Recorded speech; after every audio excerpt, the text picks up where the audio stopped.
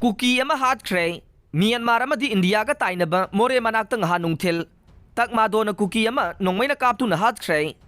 Thaukdok adu India amasung Myanmar ga lona na laydiba border pillar number 75 amasung 76 ki marakta thokibane laikhidraba miyoy adugi maming Kaimin lang alias Mangsa Vaite Kawe mahak moregi wingno beng dagine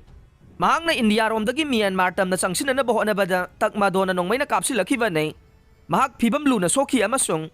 mahak pu layeng na bagidamak Churachandpur tam na pu bagi lambida laikan na bangamda na laikhidavane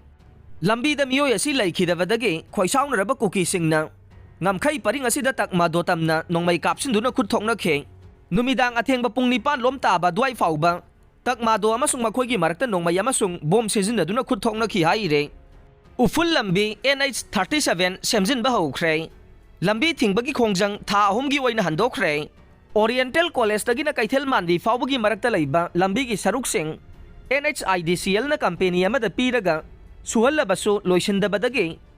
tha asigi taraga humdoi dagi lambi thinglaklaga Joint Action Coordinating Committee NH 37 phawba semduna changsilakibadu ngarang Imphal West SP gi office ta committee gi member sing NHIPDCL gi managing director yauna phaminaduna wari sanabada anoba company amada amughanna thabak pinaba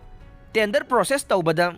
tha ahum changani adubu ngarang numidang dagi semjin bagi thabak hauragani haibadagi lambi thingbagi khongjang tha ahum gi oina handokre